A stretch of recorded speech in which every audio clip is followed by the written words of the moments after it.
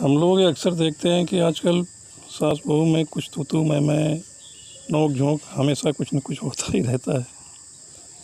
तो एक बार एक सास एक बहू थी, दोनों हमेशा आपस में कुछ न कुछ लड़ते झगड़ते रहते थे। तो एक दिन बगल की बूढ़ी माँ ने बहू से कहा, तुम एक पंडित जी हैं जो गांव के किनारे, उनके पास चली जाओ तो वो कुछ इसका इलाज बताएंगे तो तुम लोगों का झगड़ा बंद हो जाएगा।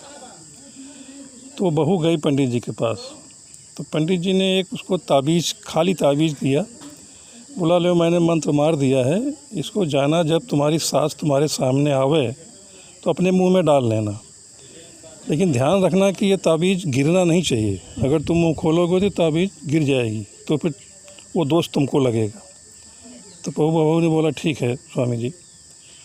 तो अपने घर पे आई और देखा कि सामने से सास आ रही है, तो बहू ने वो ताबीज़ अपने मुंह में डाल लिया और सास आते ही उसको सुनाना शुरू कर दिया। लेकिन बहू नहीं बोल रही क्योंकि पंडित जी ने बोला है कि वो ताबीज़ गिर जाएगी। तो इसलिए वो सास सुना के काफ़ी देर सुनाया, उल्टा पुल्टा, उसके बाद चली गई। ऐसे कई बार करते करते 2-4 दिन के बाद में सास ने सोचा कि मेरी बहू अब लगता है सुधर गई है।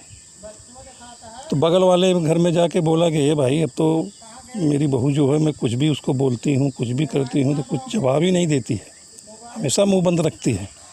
अब वो सुधर गई है, अब अच्छा है, वो मुझे जवाब नहीं देती है, वो पानी भी देने लगी, धीरे धीरे चाय नाश्ता खाना पीना का ध्यान रखती है। तो अब मुझे भी थोड़ा सुधरना चाहिए। तो सास ने भी उसको धीरे धीरे बोलना बंद किया और बहू से धीरे धीरे प्यार करने लगी। तो इस तरह से दोनों में धीरे धीरे झगड़ा झंझट सब ख़त्म हो गया।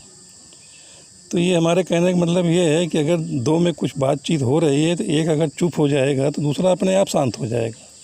तो इस तरह से बात भी आगे नहीं बढ़ेगी, आपस में प्रेम व्यवहार बना रहेगा।